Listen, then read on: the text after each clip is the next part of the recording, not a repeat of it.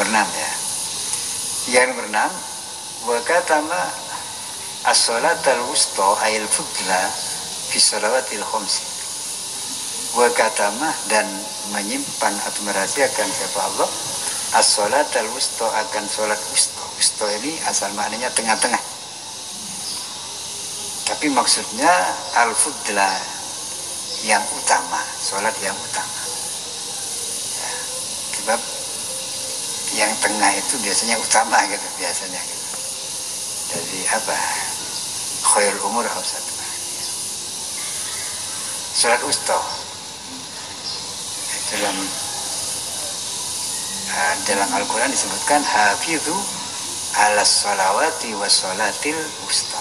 Kita disuruh menjaga sholat kita, utamanya sholat wusta, sholat yang utama. Ada yang mengatakan itu sholat asar, ada yang mengatakan sholat isya. Kenapa? Sebab itu katanya kita biasanya sedang apa ya, bermain-main lah gitu. Habis maghrib kita kan biasanya ngobrol kan gitu. Jadi itu kadang-kadang kita sulit untuk melakukan sholat. Itu sholatul fudla.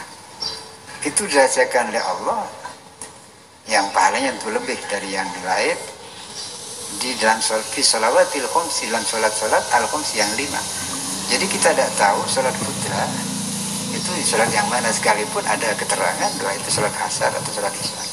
Tapi sebetulnya sholat manapun itu bisa saja menjadi sholat wusta.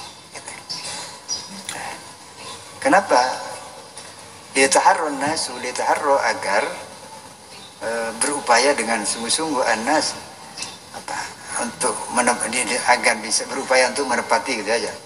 Litaharro, agar berupaya untuk menepati an-nasu, siapa manusia, jami'ah, kepada semuanya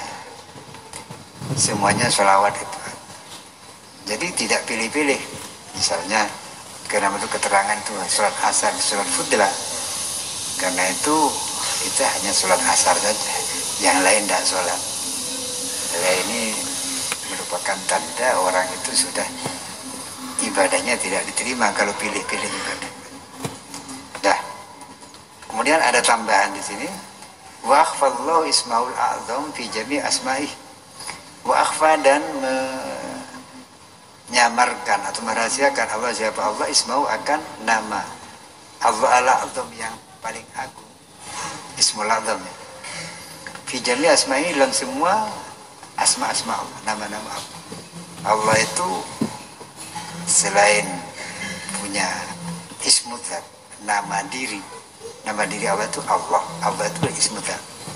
Juga ada nama-nama yang lain yang disebut Asmaul Husna itu. Ya, kalau yang biasa kita baca 99, tapi sebetulnya lebih dari itu. Ya, itu bagus kalau dibuat amalan rutin, istiqomah. Kenapa? Sebab menurut sebagian ulama, kalau kita rutin baca Asmaul Husna, insya Allah kita jadi orang istiqomah dan kita terhindar dari maksiat.